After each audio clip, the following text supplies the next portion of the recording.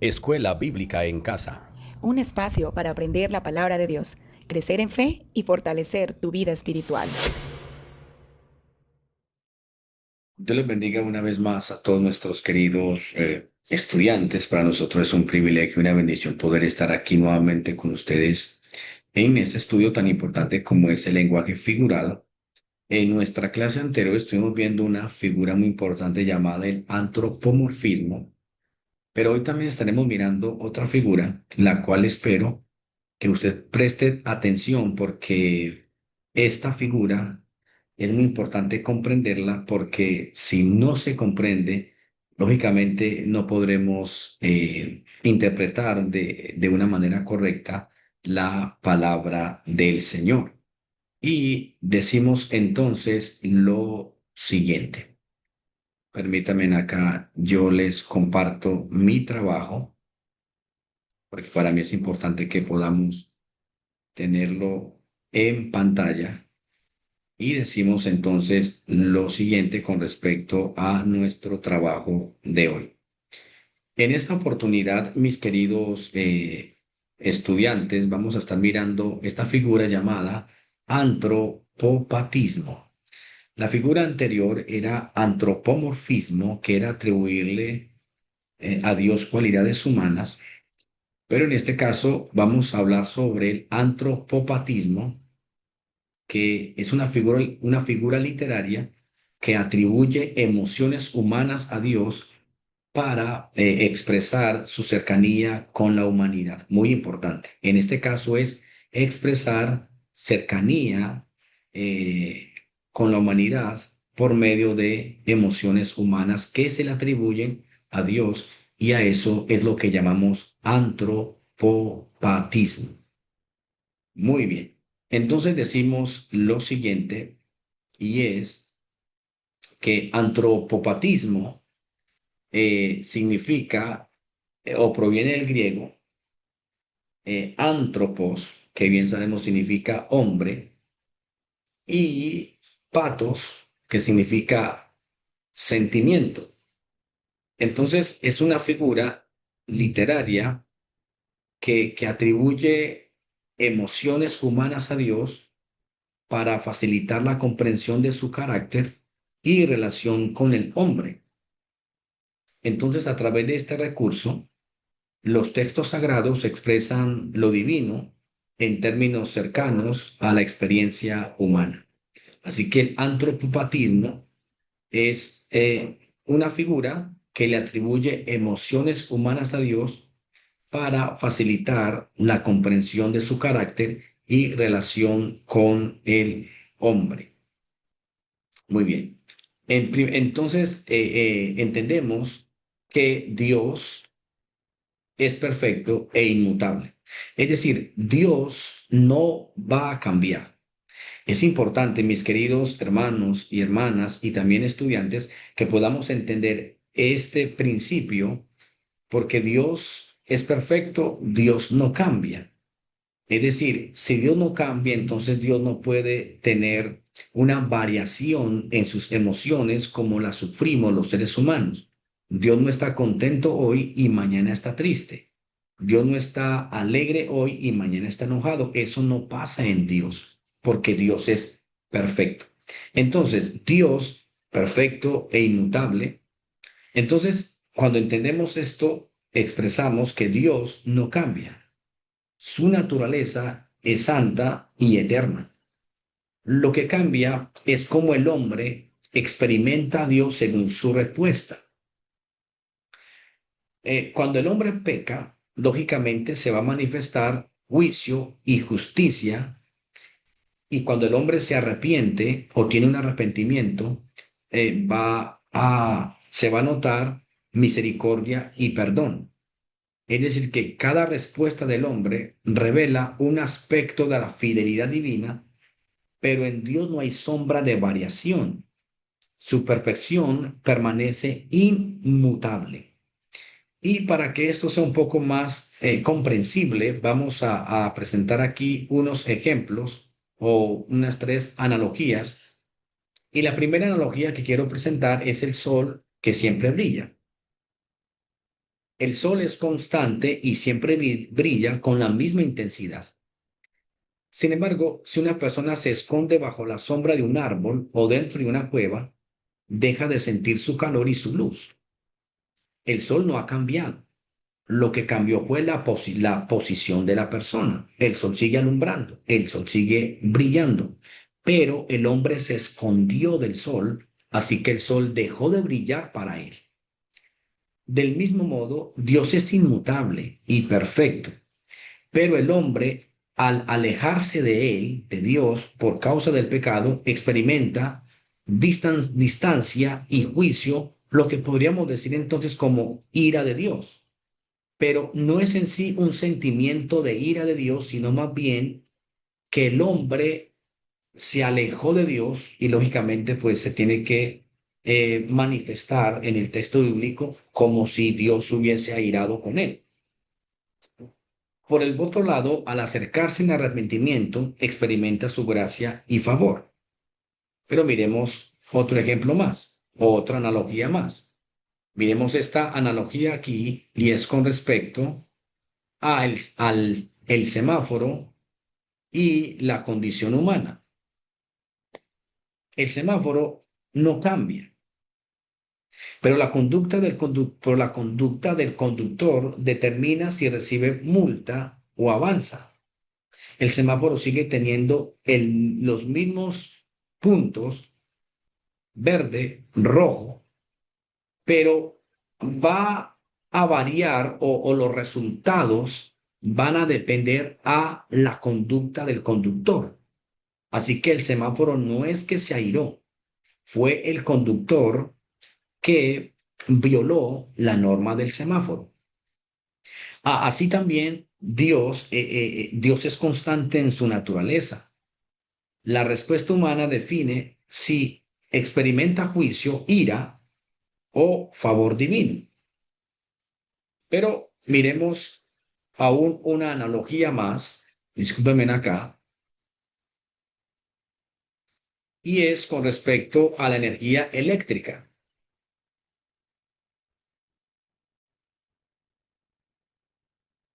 La corriente eléctrica es constante en la red. Si el usuario se conecta, recibe luz y si se desconecta, no recibe nada. Mira aquí esta analogía para entender el por qué encontramos en la Biblia que Dios se aira, que Dios expresa sentimientos de amor y de ira. Pero aquí lo estamos explicando a través de esta analogía, que la corriente eléctrica es constante en la red.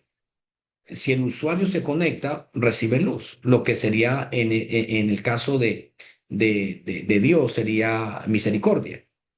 Si se desconecta, no recibe nada, en este caso sería ira de Dios. Así también Dios es, de lo mismo Dios es la fuente inmutable de gracia y verdad. Lo que cambia es la conexión humana.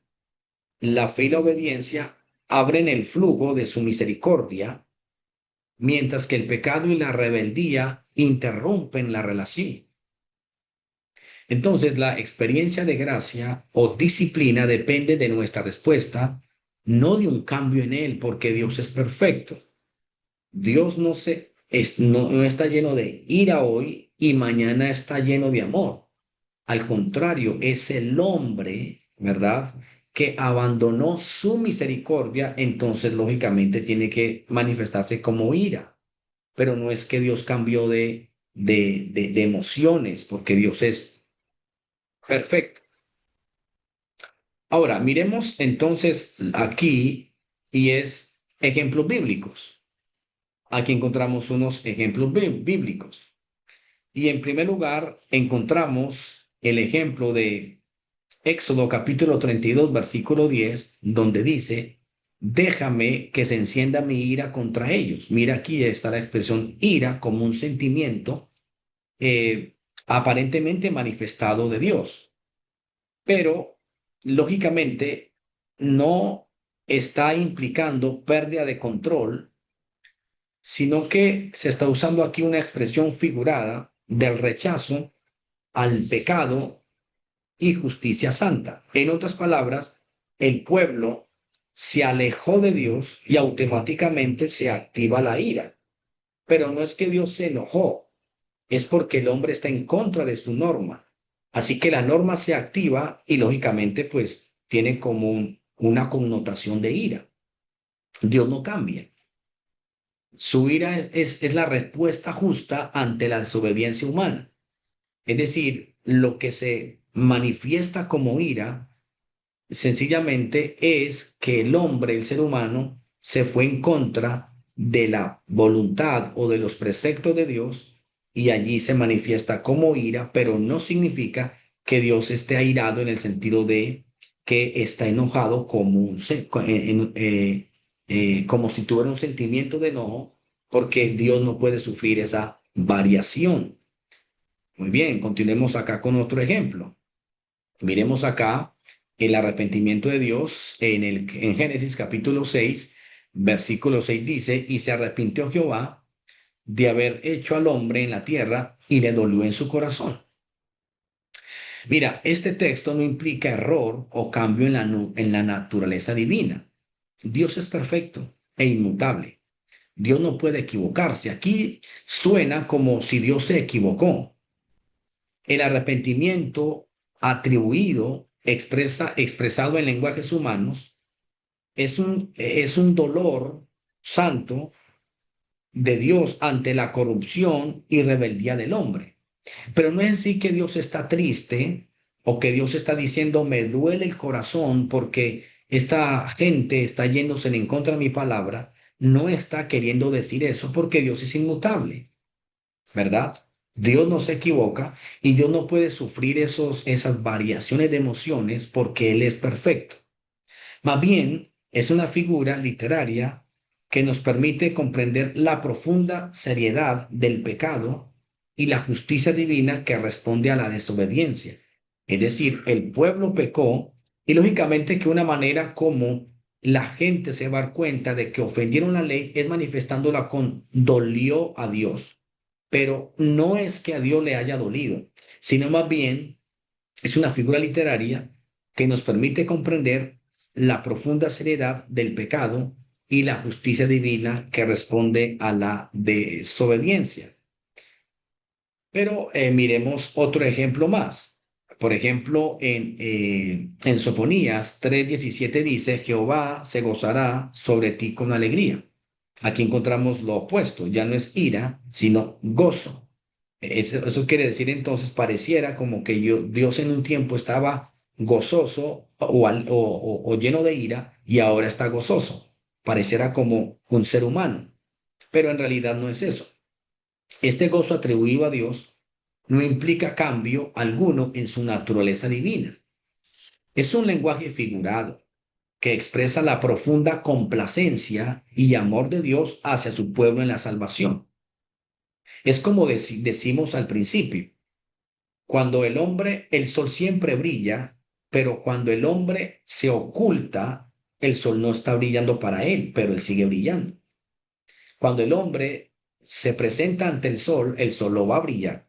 Aquí es lo mismo, la ira y el gozo dependen es al hombre y no a Dios, porque Dios es inmutable, Dios no cambia.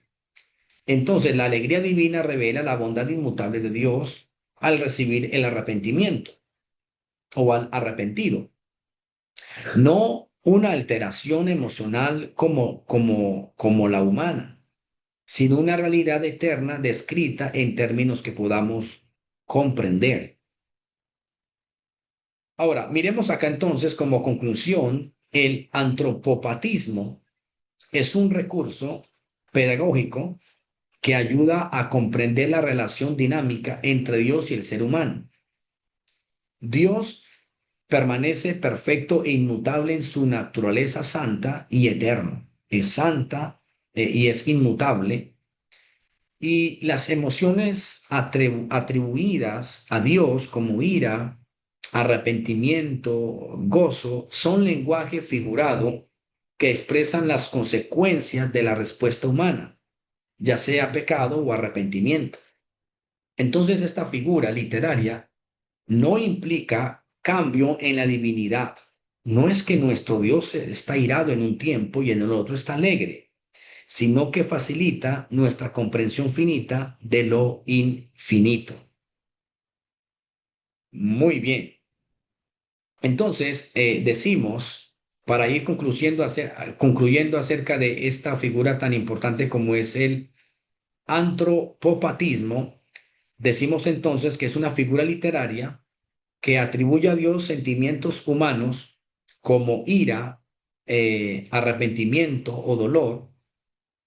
Y habíamos dicho que la Biblia usa este recurso para que podamos comprender mejor su relación con la humanidad, aunque en realidad Él es perfecto e inmutable. Entonces decíamos que el antropopatismo es una figura literaria que atribuye a Dios sentimientos humanos. Entonces, Dios no cambia de ánimo como los hombres, pues su carácter es siempre santo, justo y amoroso. Lo que sí cambia es nuestra relación con Él. Cuando pecamos, experimentamos su justicia y su juicio, que sería como ira. Se le atribuye a ira de Dios porque lógicamente el hombre está yendo en contra de un principio que fue establecido por Dios. Pero cuando nos arrepentimos, experimentamos su misericordia y perdón, lo que sería como Dios está gozoso. Pero no es que Dios cambió de un día para otro o de un minuto a otro con respecto a sus emociones, sino más bien que se expresa de esta manera como, como si el hombre se somete a los principios, entonces la norma ahora no actúa como ira, sino como gozo. Entonces el mismo Dios perfecto se manifiesta de manera distinta según nuestra respuesta, ¿verdad? Ahora, en conclusión, el antropopatismo es un recurso pedagógico que atribuye emociones humanas a Dios para expresar cómo se percibe su reacción frente al pecado o la obediencia. Muy importante esto, mis queridos hermanos, mis queridos estudiantes. No significa que Dios cambie, sino que nuestra relación con Él varía según nuestra respuesta, mientras su perfección y santidad permanecen eternas. Así que Dios es perfecto siempre. Dios no cambia de emociones como nosotros. Lo que cambia es nuestra relación con Él. Y lógicamente, cuando nosotros cambiamos nuestra relación con Él, se va a identificar o clasificar como ira de Dios. Y cuando estamos en una parte positiva, se va a manifestar o se va a clasificar como gozo de Dios. Pero Dios no cambió. Fue nuestra posición ante la norma de Dios.